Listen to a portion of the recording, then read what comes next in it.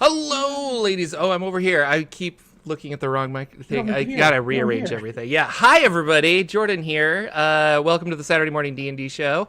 Jordan with the Silent PH, and I am joined by my wonderful co-host Sir Lucian over at Sir Lucian Gaming. Hello, Mr. Lucian. Hello, everybody. Good It's morning been or a afternoon. long time, so Yeah, we're happy to be it's back. It's weird. very exciting. Isn't it weird Uh, though for us? It was only two shows that we missed, but we never typically miss a lot of shows. So when we missed two in a row, it felt like a year had gone by since we talked. yeah. Normally we're just like every week we get to talk, we get to catch up, we get to Yeah, put and up like notes. it's like a Yeah, ritual for me and you too, because we yeah. live on opposite sides of the United States, so it's like really Mhm. easy to, we'll chat text wise throughout the day on Discord or something, but usually it's like, Yeah. hey, did you see this news article for the show? Like, oh yeah, yeah, really excited. Got We're lots of stuff here. to talk about. It's Free RPG Day, Yes. June twenty Probably our fourth. best holiday. The best holiday. It's Christmas in June. No, Yeah. it's so fun. I wish more people would participate in this. So my local game stores, I think there are four. They That's downsized nice. RPG Day from four, like four of them used, or like three of them used to participate. Now, then two of them, and now it's just this one store holding on to it. Oh, wow. Um, and so I don't know. It makes me a little sad because I'm like, oh. But if you go to Free RPG Day, if you can find somebody participating, Mhm. Goodman Games has a DCC game out there. Ninth Level Games has a Mazes intro, which is that weird game that we played at Mhm. Gen Con. That was kind of fun. Free League has a Dragonbane quick start, which is There you that go. game looks real cool. Like talk about a D&D killer. Like I don't know, that's been on the news a lot where everyone's like, is this the game that's going to usurp Yeah, D&D? Seth did a video And on it. I was like, I don't think it'll ever usurp. I don't. Yeah, we talk about that a little later. But in like the there's no more editions of D&D. But Dragonbane is it looks really good. So yeah, go support. If you follow me on the social medias, I'll be going there immediately after this show and picking up stuff and saying hi to people. And really excited to do that. I am going to our local game store right after the show also.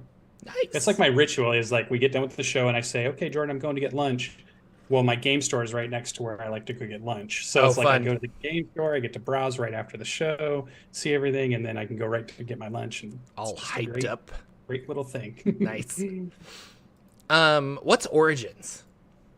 That's the big game convention that's happening Yeah. this week at Columbus, Ohio. I just I thought for the first time I saw a bunch of people posting about it and it was yeah. coming up because I mean, we're big Gen Con, we're big PAX Unplugs, we're big PAXs. Well, So and those always feel kind like of the big filter ones to in. me. Yeah, but Yeah. when we talked to our Goodman Games gentlemen that were here, Hmm. they were like, "Oh man, Gary Con's like the one to go to," and I was like, "Oh, Yep. like I guess I should Yep. try and go to some of these." And so then people were talking about Origins and all this other stuff, and I was like, "Oh," because I guess as a West Coast kid, like it's PAX, that's kind of the big thing, and then yeah, Right. to like.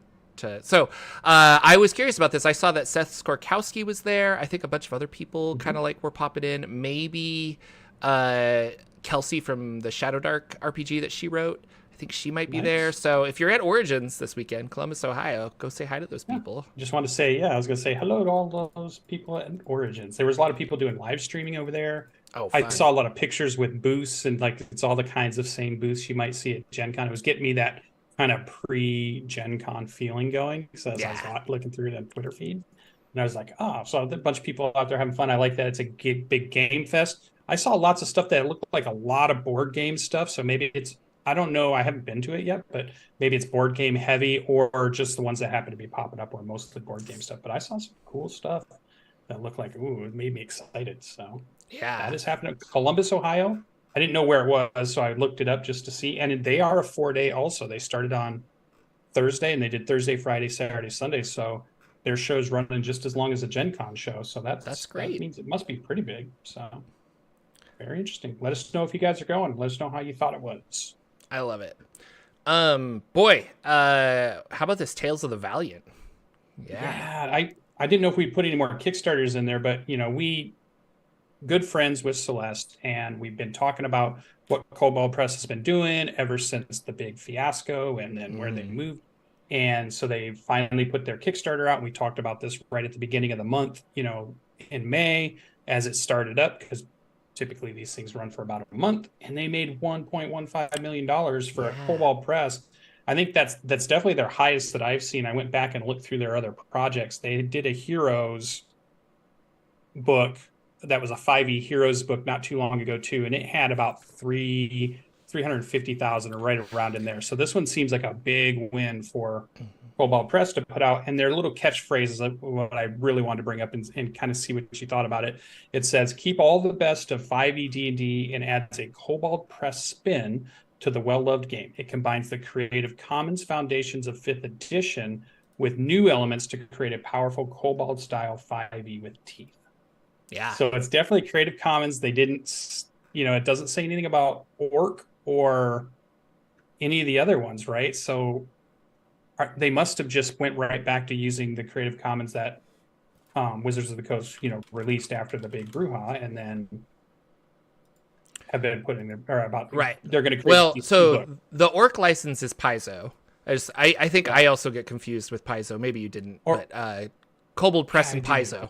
Yeah. So the Orc license is Paizo, and they're kind of using that Orc license to just bring together all of the designers. But no, you're right. Tales of the Valiant. There might be an Orc license they were the version Black Flag that comes up. They were Black Flag. There might be an Orc version that comes out at some point, but like they're going the same route where they're like, it's the people's game. Like we're just gonna make our coolest version out there, because one of the reasons that D&D is so cool is that it's so community driven, like a lot of D&D players and especially GMs are creators. Like they want to make a setting, they want to make a combat, they want to do this. And that act of creation is different than consuming a video game, Think about Minecraft, Legos, all those, like there are so many toys out there that are just like, here are the building blocks to make your own toys. And I always loved those as a kid. Like I think Neverwinter Nights, my favorite thing was the module thing that you could create your own modules within. And so it's interesting that D&D had that as a foundation. Like go make even Gary Gygax, he's like, why would you play in Greyhawk? Go make your own world, But this is, I heard Celeste on the Mastering Dungeon podcast, which is another D&D podcast that I've been listening to. And she guested on there, so I caught that interview. And she said that I think it was like the Deep Magic was their last biggest Kickstarter. And this is pretty much like more than double that one. So this is like the most money they've made on a Kickstarter. Which is so cool for a company like one, and I guess I think back to Colville, and like he's like, I'm gonna make this book, and it raised $1 million. It was like, what? And so this is similar. It's really fun. And they do such good work, and they're so hardworking, and you can tell like the team like loves the game. So very excited for this. I've been following Ted's like Black Flag Friday kind of reviews and stuff, and like we're gonna have digital versions of this. It's gonna be around. This is their the next 10 if not 15 years of Kobold Press is gonna just support this till forever. And I do feel like this is that example of the success of a third party company where the money pinchers of the Wizards of the Coast marketing team or money team look at that and go, they just made $1.15 million off of that. Because do you think if this was the exact same thing, but they were using the Cypher system, do you think it would be a $1.15 million Kickstarter? Oh no, because people like 5e, like and I love Cypher. Yeah. Yeah, and I love Cypher too, but I think it's and I also think there was, after the OGL, it was that big scary of like, they're trying to take this away from us in a way. And so this is our way of them not being able to ever take it away from us. I've been working on a small video with Lex's 5B game.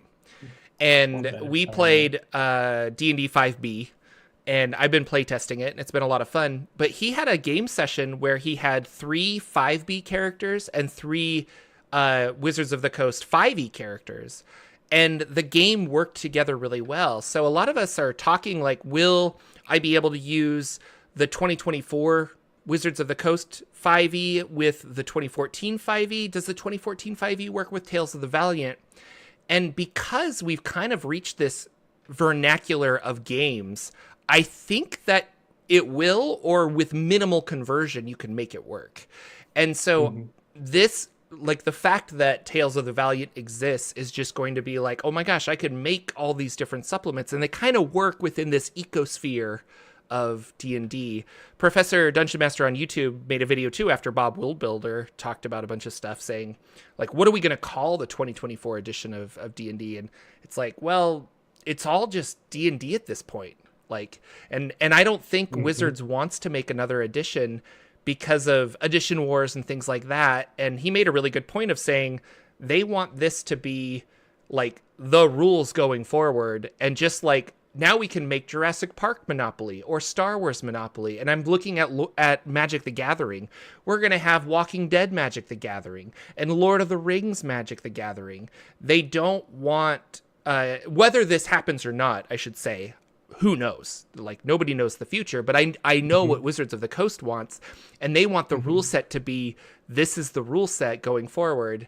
And with this, we will like do little spins on it and get people to rebuy it when it's like Lord of the Rings D&D or Walking Dead D&D or something. So I don't know. I'm curious to see where this is going to go. But and hello, AJ. Welcome. Thank you for the donation, Mr. AJ Pickett. And normally, Wizards of the Coast would be that type of company, large corporate company that's doing, a game company like this.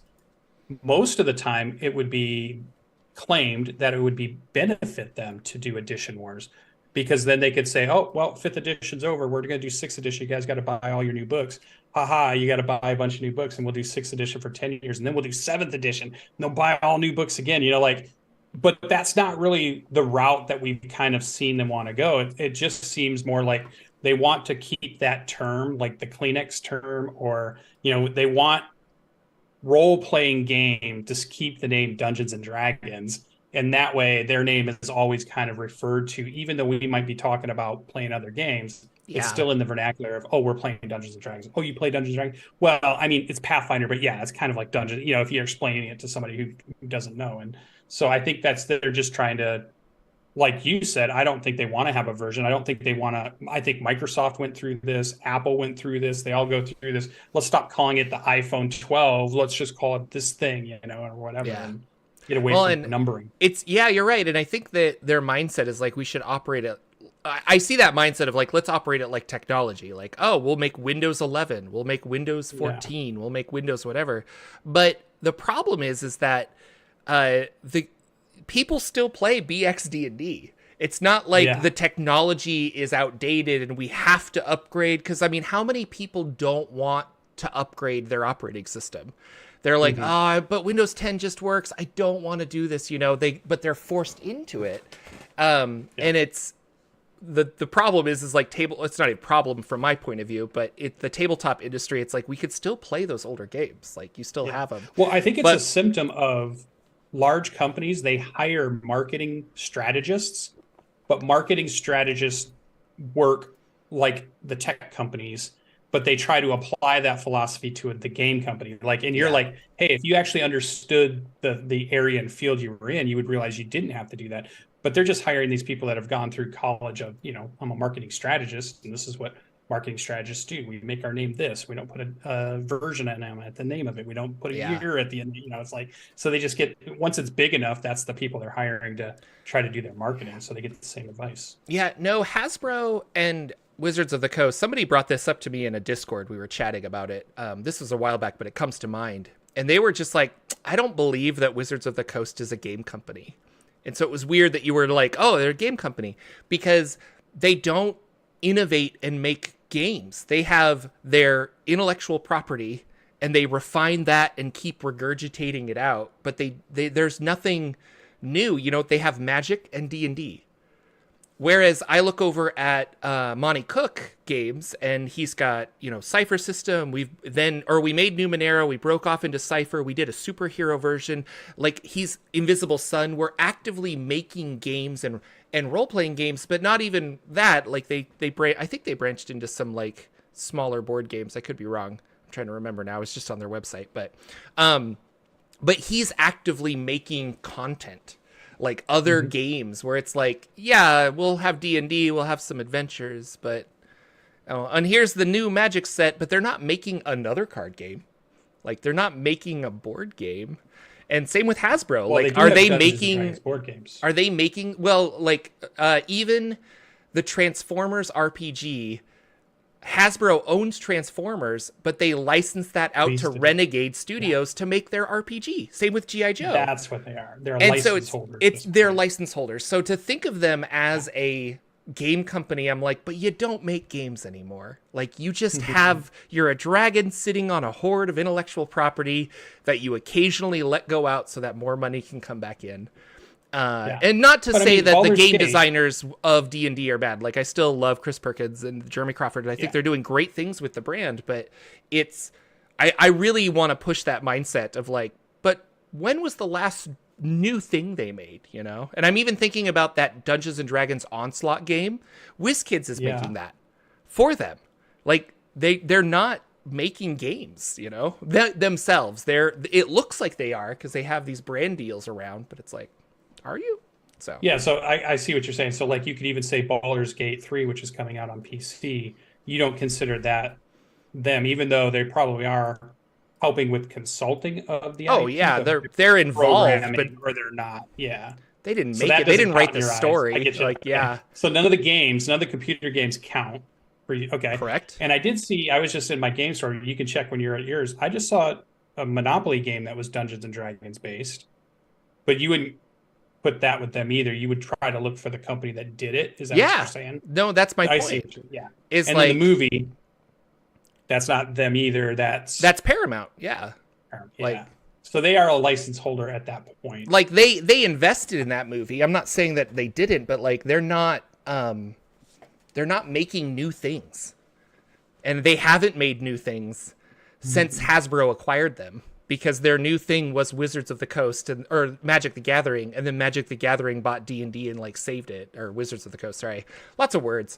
And then Hasbro bought Wizards, and now it's just like, that's what Hasbro does though. Like, they don't make new games, they just like reissue Monopoly again. But this time it's Transformers toy Monopoly. Company, right? Well, they make toys. Toys and so.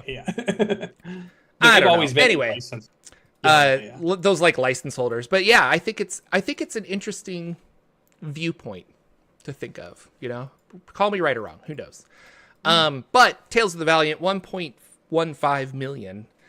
This is going to be huge. I'm very excited to see what comes out of this. So there's 2 books. There's a monster book and a player's book.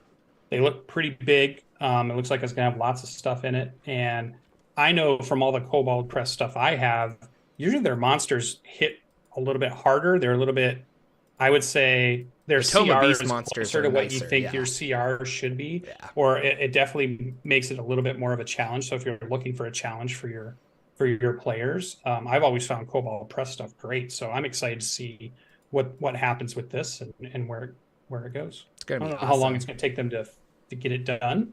All their stretch goals must have been met at this point. I don't think they ever thought they were going to make 1 million, but yeah, they did it. You could add stretch goals later too. So, but definitely keep an eye out and watch the show, and we'll keep reporting on it. But speaking of monsters, excuse me, this was a hidden find that I was like, wait, this exists. So Monty Cook Games wanted to basically do what D&D Beyond does, and before that, Kobold Fight Club, where it would put all of these different sources of monsters into a filterable website, and you could say, I'm running a dungeon that is in a swamp and I need monsters that are this tough, and then it would show you a list of monsters and what books they're in so you can go find them. And it was really great for making encounters.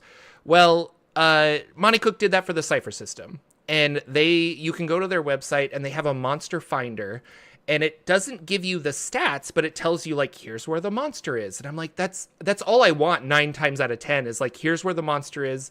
And they have a vibe and an environment and a motivation, which is really cool. So it's like, you go and you're like, fallen angel. The vibe is horror fantasy. The environment can be anywhere. Motivation is vengeance. And then where do I find this monster? It's in the Cypher system rulebook.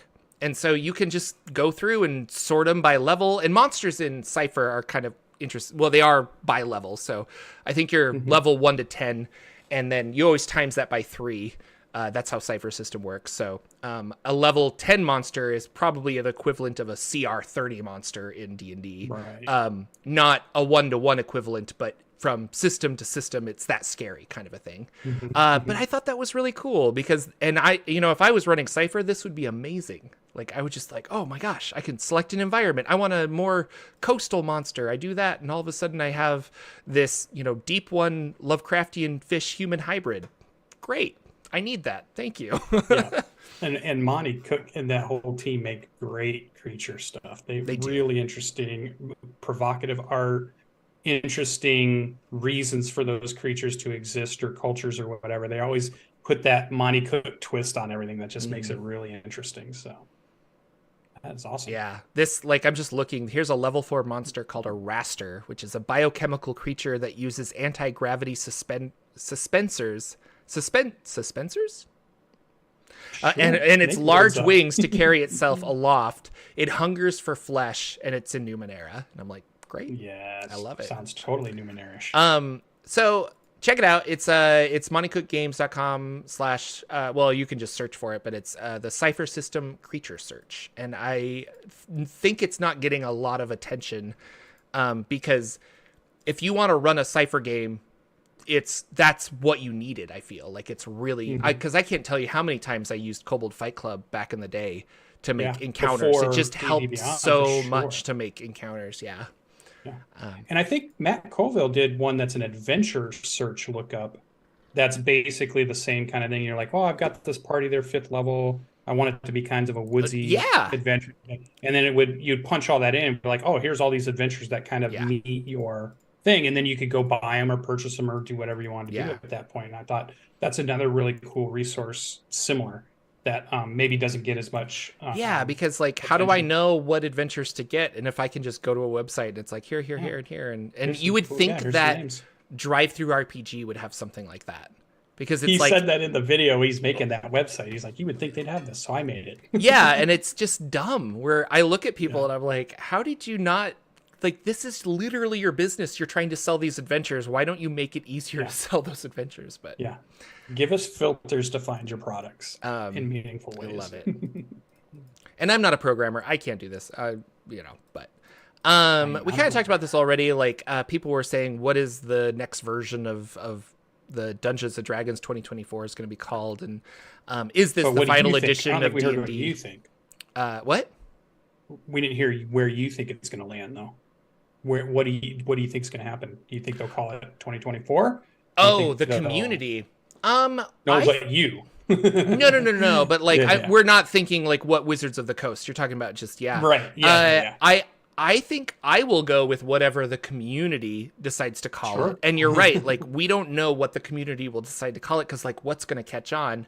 But I'm leaning now that people are going to be they're either going to call it 5.5 or 5e plus. They're going to be well, if you're familiar with 5e, it's really the same game, but there's some extra stuff. And I think we're going to get something like 5e plus or 5.5 or something like that, because it has the same construction in the sense of proficiency bonuses and 20 levels and 6 stats and things like that, saving throws. All of that really is the same, but I've been talking to a guy at the game store that I've been playing with about DCC days, and we're going to run a bunch of adventures. He's like, well, I've never ran DCC. Is it hard? And I'm like, well, no. If you know 3.5 D&D, you got it. I don't know. There's some extra tables to roll on, but it's not hard. And he's like, okay, cool. I'll just run it. So somebody who hasn't played Dungeon Crawl Classics, but doesn't feel intimidated by it because he knows the kind of environment of RPGs. And so And then, like I was saying, I do think this is going to be the final edition, and we'll get minor tweaks to the rules digitally as we need minor tweaks, much like Magic the Gathering. And then occasionally we'll get printed books as like a collector's edition. So I don't know. Makes sense. And then speaking of collector's edition, Beetle and Grimm announced their deluxe edition of the Shattered Obelisk, which looks really cool. It's like $400, I think. It's pretty expensive, but it comes with a bunch of WizKids miniatures and other things like that. And with how cool Beetle and Grimm has been to me lately, and just like their products and stuff, I really think it's a cool company. Matthew Lillard and all them, like the whole team does incredible work. It is completely out of my price range for an RPG product, but boy, is it awesome. Like if you have the money, or if you can convince your group, like, hey, we're going to play Ravenloft, and then you can buy the Ravenloft deluxe version.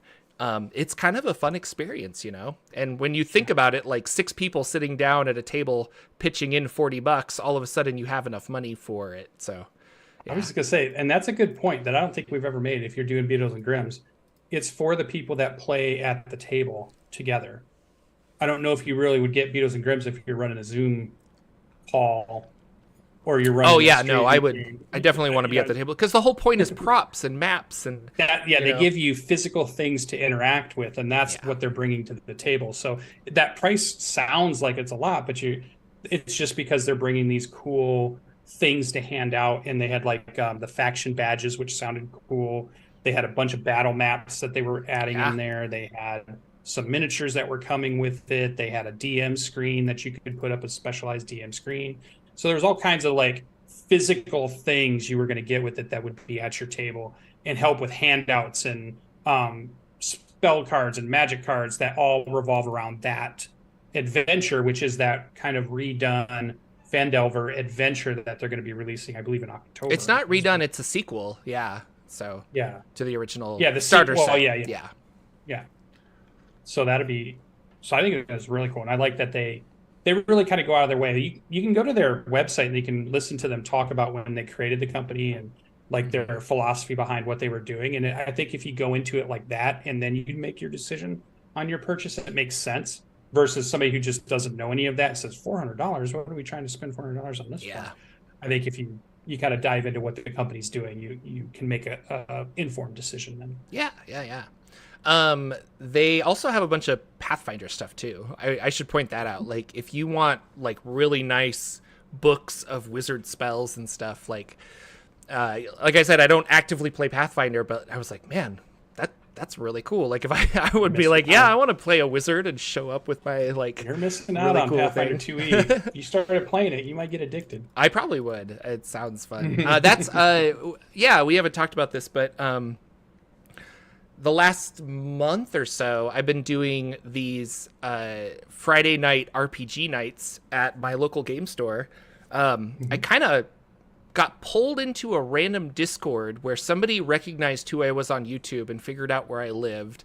And they were like, hey, you should like come play games with us at this store. And so then I got pulled in, and then a lot of people are really friendly and they're like, hey, we're trying to, organize these one-shots to get people to play RPGs.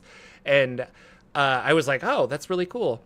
And one of them was like a super Pathfinder guy, and he's been like pushing to get people to play Pathfinder. And I'm like, well, if any you love it enough that I want to try it with you. Like it sounds really fun. So that's on my list to play, is definitely Pathfinder with him. Should be a lot of fun. We played what was it? Scum and Villainy, which is kind of the Star Warsy without the serial numbers on it. Blades in the Dark game, and that was really fun. And then last night I went to my first Call of Cthulhu game, which we've talked about on the show, that I'm like, I really want to play Call of Cthulhu, and I have the starter set and I have a bunch of the other things, but I don't know Call of Cthulhu enough to, I'm like, am I doing it right? Like, are we getting the right vibe? Are we being scary? Is this fun, kind of a thing? Yeah. And say the name of the game company, because there are several Cthulhu RPGs out there coming from different companies. So when you say Call of Cthulhu, and I'm trying to even remember the different ones. We played 7th edition. I know Modiphius has Chaosium. some. I know Chaosium has. Yeah, so it's we played the Chaosium Chaosium 7th edition Call of Cthulhu, and what was the dice mechanic?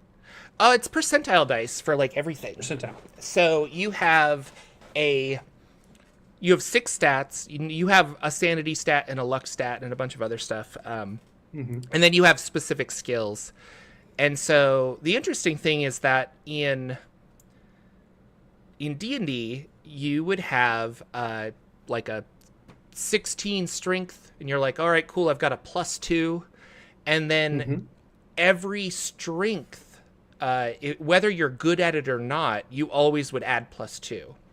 But then if you're proficient, you would add your proficiency bonus. And that's how you get like the +5s and the +6s to your attacks and things like that. With Call of Cthulhu, like I had a 65 in Dex, which you want to roll under that number. So basically you look at it and you're like, I have a 65% chance of succeeding. So you want to roll under that number. And but then you would go down and it's like, but I have a 0 in dodge. So if they would ask me to do something very specific, that number above didn't really apply. And I was like, well, that's kind of interesting. So I was a priest, which was really cool. And we were part of an investigator group.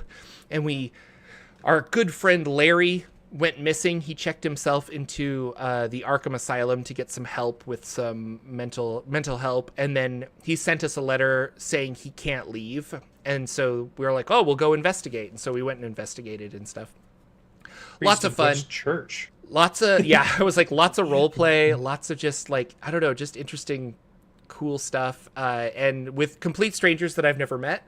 But I asked the GM, and I was like, is this like your game of choice? And she's like, yeah, this is all I play. Like, I love this system. I love the world. I love the genre. Like, it's so good. And I was like, that's great.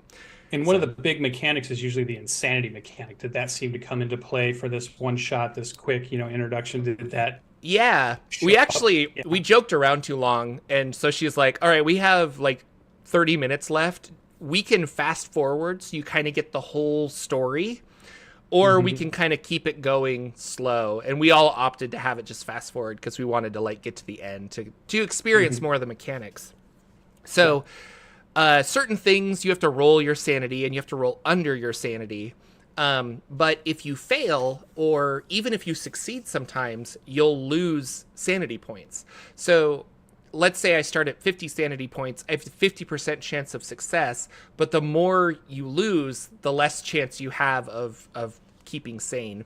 And it's not so much like when you run out of sanity points, you're done or you're insane. It's how much you lose in a session / at once. So if you lose 5 or more sanity points in one go, like something so horrific, which this happened when the monster rose up out of the lake and we all were like, what do we do?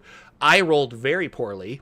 And then you have to roll a d4 to see how much you lost. And I rolled very poorly. And so I lost, I think, 6 sanity in one bop. And when that happens, you have to make an intelligence check to like hold on to yourself. And I failed that. So now I'm just like this blabbering, like, what do I do? And my colleagues had to like grab me and like pull me out of the, like to save me. And I was just completely useless. But that was fun. Like, it was really cool, And I like the idea where combat is not super driven. We're not going in guns a-blazing. We're asking questions and we're looking for clues and we're doing this. And so you look at your character sheet in a very different way. It's not like, what's my AC and how can I attack and where can I move? We were all very like, well, it reminded me of like Kids on Bikes and stuff, honestly, where I'm like, well, I'm a priest. And I'm looking at this painting. Would I have knowledge of that? And she's like, well, roll this. And it's like, oh yeah, you do know that this painting was from this and there's something off about it. And so, we had a blast. It was lots of fun. And I got the sensation that the GM didn't want to murder my character, but I tried to be like, you don't know me, but I am okay with character death. Like, this is a one shot. We're fine. You're not going to turn me off of Call of Cthulhu. In fact, I'll like it more if you do kill my character. Yeah. But I was annihilated in the first game. I was like, I got picked up by the monster and my head exploded. I don't know. Like, it would be awesome. So, perfect. But yeah, we had to go rescue our friend Larry, who was stuck in the asylum, and it got really creepy a couple times. It was super fun. So we had a blast. Very cool.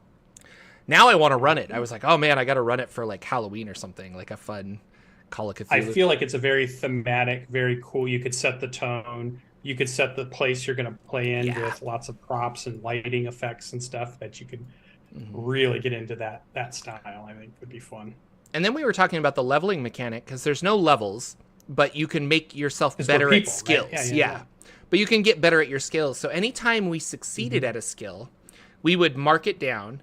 And at the end of the session, you would roll percentile dice to roll over that skill. So it's the only time that you want a higher number.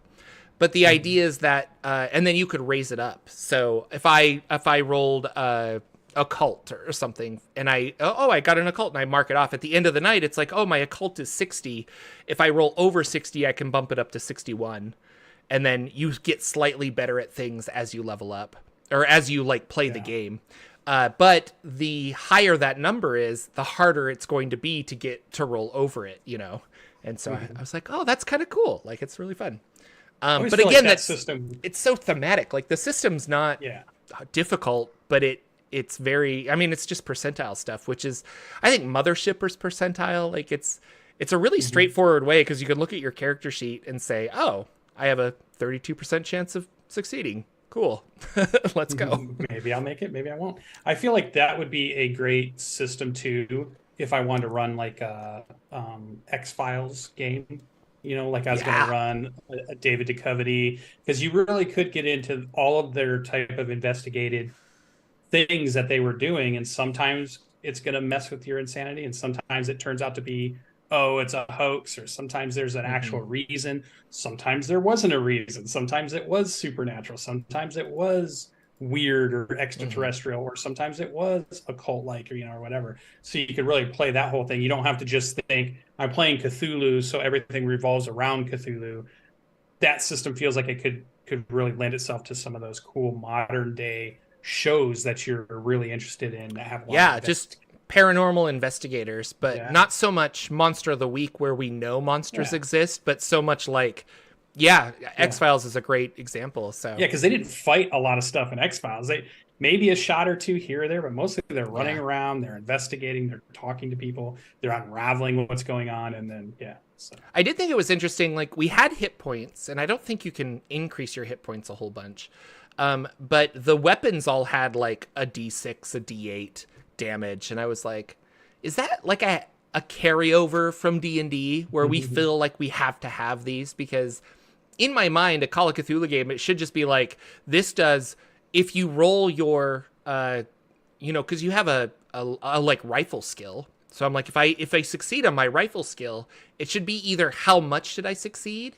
or maybe when you succeed, a rifle does 2 harm. You know, like, it was weird that we had damage dice, because I was points, I was like, I feel like we just need levels of health as opposed to hit points. But I didn't design the game, so there you go. And I'm sure if I play, maybe it makes more sense. But it felt like a weird holdover where I'm like, but we haven't fired a single weapon this entire game. Like, we've all just been asking questions. A fantasy-based percentile game is Warhammer Fantasy Roleplay. So if you're looking for, you like that dice mechanic, you like the way that sounds, they have that dice mechanic. So it is easy to understand, well, my sword skill is a 64.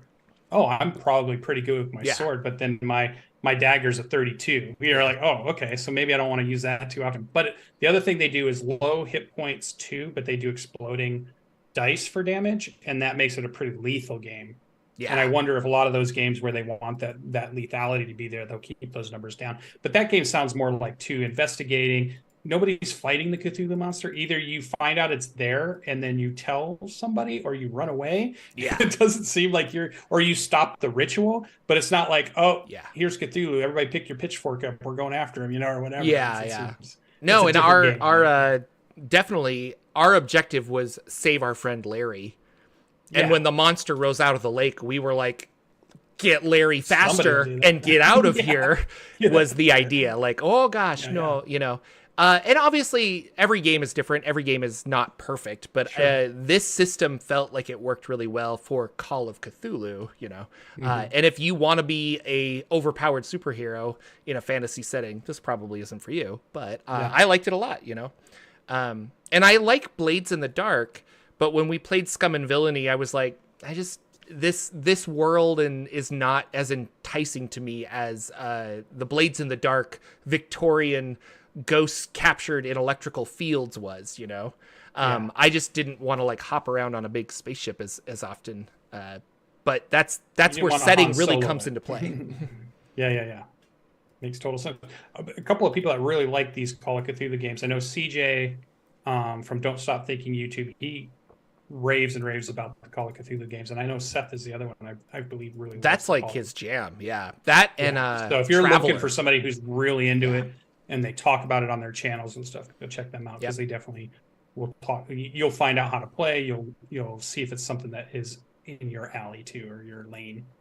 And thinking of like power gamers, I was thinking, I was like, well, Call of Cthulhu, like, would you really have like a power gamer thing or things like that? But I don't know. When I was there, they were actively talking about like, well, in this edition, we could take, you could take hindrances. And so it's like, things like, I think OpenD6 does this, where you could say things like, I'm incredibly old. And that would give you extra points to put into other things because you're taking this downgrade, I guess. Or like, I have bad eyesight, so I'm going to take this downgrade and do this. But you get extra points to put otherwhere. And the way she was describing it, she's like, you can take all of these really negative things so that you're like really swingy. Like I can almost always do this thing, but I'm going to fail at this every single time. And I was like, oh, okay, so we're power gaming it. I was like, well, okay, like it just feels weird to power game Call of Cthulhu, but like she really liked the idea of playing this, like, I don't know, paraplegic psychic or something. Like, and so you have these like superpowers, but you can't walk, and it's like, okay. It was kind of interesting, but I had a blast. It's been a lot of fun meeting new people and playing games, and that group is getting really big, especially on the Discord. People are like, oh my gosh. And I'm going to be running Dungeon Crawl Classics for him soon. So that'll be a lot of fun. And that's that Friday night. Is that the Friday night pickup game? Yeah, it's like every other Friday is like they get together to play. Yeah. How many people would you say show up now that they've kind of been doing this for just a little bit? Because I think we started talking about it a month or two ago. It's like, is it like, 20 people, 50? I'm trying to count the number of games we had. I think they had 5 or 6 games. The majority of them are D&D, and you probably have like 5 or 6 people at a table. So yeah, like 60, 40 maybe, who knows? So that's very good. Very good. I wish my gaming company would. Well, and I just think a lot of like he advertises it on like meetup.com and Facebook. And so there's these different avenues. Like we show up and people are like, or are you on the Discord? And I'm like, yeah. And they're like, oh, because like so-and-so's not. They found it out on Facebook. And I was like, oh. And the organizer, God bless him, he's organizing it all for free just because he loves the game and he wants to get people to play games. But I was like, if there wasn't him, this would not be happening. Yeah, there's always that catalyst, right? There's always that person with that drive to bring people together. But it's really cool. If you're looking for a local group, it's like you can kind of play with people. And then it's kind of like what I was doing with Adventure League, where I was like, oh yeah, you're cool. And I wonder if I can get these guys to come play a game with me. So. But it's fun, and it's exactly what I wanted to do, where I wanted to try new games. And then I was telling them about Mecha Hack, the Mecha Goons that I wrote, and they were like, I want to try that out. So now we're gonna have like a Mecha Goons night, and that should be a lot of fun. So yeah, so awesome. I really like it. And then speaking of Mecha Goons, I've been writing that, and I've been rewriting Tolv a little bit, and we're gonna release Mecha Goons here shortly for free for playtesting. So go to, I think it's jordan.itch.io, itch.jordan.io. I don't remember. Jorphdan itch.io. and follow that page. And then I'm going to release the playtest there. It should be a lot of fun. And you can try it out. If you're not on the Patreon, you probably have already seen Mechagoon stuff. But if you want to just go there, check it out. It'll be a lot of fun. Yeah. And then I guess we're just kind of talking about our games because we've been playing lots of games and stuff. But also, my friend it's his birthday today, and all he wanted for his birthday was a level 21 shot. So what's your friend? We should say happy birthday there. Yeah, happy birthday, Matt. There you go, Matt. It's happy funny. Birthday from the show. I have many Matts in my life, and so we always call him Dancer Matt because I met him because he was doing swing dancing in the same studio that my wife was doing swing dancing, and then he turned out to be a huge nerd, and we like bonded over RPGs and stuff. But yeah, so he's Dancer Matt, but it's his birthday today. Dancer Matt.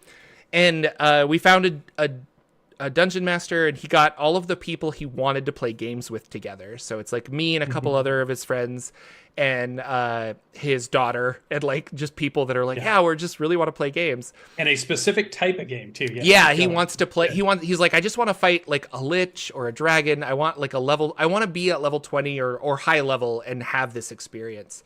So we're supposed to make characters that we've always wanted to play but probably never will be, kind of a thing. And so I made a Death Cleric of Orcus, and so my name is going to be Ford Orcus, which is going to be fun. And we're going to I don't know the adventure, like we're going in blind, but yeah, I asked if I could have like relics and or artifacts and stuff, and he was like, yeah, whatever, I don't care. And so I gave myself the Wand of Orcus, and so I'm gonna be a Death Cleric of Orcus carrying around the Wand of Orcus. I'm very excited.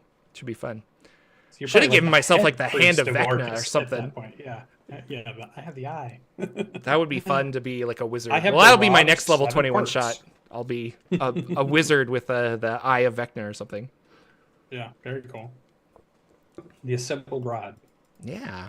So I'll let you guys know how that goes next week, but I'm going to go literally to the game store for a free RPG day, then come home, eat lunch, and then go do this one shot for like, I think the whole party is going to be like 5 hours or 6 hours or something. So we're just going to play games and eat snacks, and it'll be a lot of fun.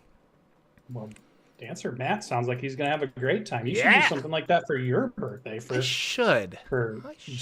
What would Jordan's name be? If we've got Dancer Matt, he must have a name for Jordan, something Jordan. So what? I think it's just Jordan, but he hasn't met Oliver yet, so he always says like, this like fabled son of yours, like this child that doesn't exist. I see pictures of him on Facebook, but I don't think parent. Yeah, and he's come over for games a couple times. Like we played a couple DCC games together. And he's like, so your kid? I'm like, well, he's in bed. He's asleep. It's 9 o'clock. And he's like, I don't think he exists. So gives you the wink. Yeah, sure he is. Yeah. Well, okay. That's awesome. But super cool guy. And we played D&D a couple times back in the day, but he's also just busy. And so it never works out. So this was one of the things where he's like, let's go play. But I'm very excited. What about you, Lucian? What have you been playing and working on? So yeah, we played. We're still in Dungeon the Mad Mage. We're gonna make it all the way through. I've never, this is that first time to go through some crazy epic dungeon delve. That's taken more than a year, I think, at this point. But we have finished a couple of modules all together. So we did, Tomb of Annihilation. We did Waterdeep Heist, and so we went through all of those. But Dungeon of the Mad Mage is its own beast, right? It's a long slog through, but we got to a really cool level that is and we always do spoilers on here, so sorry if you guys are getting there, but most of you will quit that Dungeon of the Mad Mage before you get this far down anyways. Because we're at like level 17. I've never been at level 17 in any of my characters. Crazy. It's super cool. A vampire level that's been actually cool, and we were talking after the session because even our Danimal, our dungeon master from Down Under, our Australian dungeon master, he was like, we've got lots of levels where there's things going on. And it's maybe mostly just kind of there's this group of things here, and either they attack you or you attack them or you negotiate with them. And there's not a big story behind what's going on there. It's just like they maybe they just live here and you guys are bumping into each other. This one actually has kind of like there's as you're going through the level, we're being bombarded by these memories of somebody we don't know. And we're all experiencing these things of this person. And we're trying to figure out a little bit. I mean, you could ignore it because it's just happening, or you could kind of engage with it. And we're like really engaging with, well, who is this? What is going on? Who's this person? Who are they talking to? What's happening? And it's like, that's going through all of this. And we thought this was a really good level to kind of showcase what makes Dungeons and Dragons great. Because yes, we're fighting some vampires. Yes, we're learning about this story as we go, and it's slowly unraveling. We're getting to play our characters, and it was just it kind of reminded us of exactly why you'd want to keep getting down to the 17th level, and why you wouldn't have given up yet. You'd miss this if you'd given up on this. You wouldn't get to see this. So it's been really cool. And we picked up one thing that always excites me is cool magic items. Apparently a sword hilt with a dragon as part of the motif of it has been found on the floor. And obviously any type of sword hilt that's described by the dungeon master is never just going to be normal, because why would they describe just a normal? So we don't know what it is yet. So we're super excited to find out what this is. We found some other one of our characters has a sentient sword, so that's kind of made its way into the game, and that's been a lot of fun. We've had custom magic items made by the dungeon master to fit the theme of our characters, so that it kind of enhances the thing that we want to do with our characters. So that's been really cool. And just as we're going through, we're really hitting every stage of like a Dungeons and Dragons game that you would want. Like we're getting to hit big monsters that were in monster books that maybe we flipped through and we looked at the pictures, but we never got to play against them. And now we're getting to play against those kinds of things. It's really good. And I think we've still got, several more levels to go at this point, but it's been really fun to play at this high level, go against creatures we haven't seen before, or different mechanics. And a lot of new mechanics are coming out. In the lower levels, you get this thing hits you, you hit it back kind of things, because you are squishy, so it can't be too crazy. But now we get things that are like, it hits you and, roll a d6, and that's how much strength you lose. Oh, you got hit again, roll another d6, and that's how much more strength you lose. Yeah. Like, you lost all your intelligence. You didn't make your, the intellect devourer has gotten you. It destroyed one of our characters. So that's happened. We've fought the Illithids. We've fought these. We've fought Githyanki and then ended up working with the Githyanki. There's all kinds of Umber Hulks and all this other stuff that just keeps coming up. That's like, these are all cool creatures that we wanted to fight. So really cool. I'm excited. That's the game that we play on Thursday nights. And it's been a lot of fun, straight 5e, definitely a power gamer session. Definitely we're all min-maxing and taking feats to totally, really tweak our characters, but our dungeon master is having a lot of fun with it. The other cool thing that he talked about too is because he's taken two groups. His home group went through this whole thing before us, and we were coming through about, a month behind them. So he's getting to see it from how his home group handled all the things, and then how our group handles all the things. And then like he was telling us that their group, the home group, went one different way, and it ended up putting them right at the bad guy, and they missed all the story elements, or they found them backwards from the way we're going. Like, we're finding all these little elements, and it's leading up to something. We just happened to go right, and it was totally random. We picked right, they went left or whatever. And the way they did it and interacted with the level was totally different than how we're interacting with the level. So that's something that I always think I like to mention and try to say to your dungeon masters, your game masters, remember that your players really do kind of affect, no matter what you design or what you lay out. We always tell you can't, the plan always, is good right up until that first contact, and then the plan's out the door. Right. Players always affect it. But if you play two groups, they will go at your same adventure differently, and it can happen completely different, and they can have different ways to go after it. So, don't be afraid to reuse some of those other things, or think, I don't want to use that again because this group did this and it was too easy. And I won't use that again. Well, try it on another group and see if maybe Yeah. this other group has much harder time. And that's what he's shown us is some things we blow through quickly, and other times we struggle with something, but his home group blew through that quickly. And then sometimes that group struggles with something else. So it was really interesting. The importance of play testing, because if you write an adventure, it could have drastically different scenarios with the different groups, you know? I agree. And I think we've talked about this before, but I always love the idea of maybe like a large world, but I'm running a game in the top right corner of the continent, and I'm running another game in the bottom left corner of the continent. And, you know, like, oh, I hear about war in the West. Well, oh, those guys are in that war. And so it'd be kind of fun to do something like that. Yeah.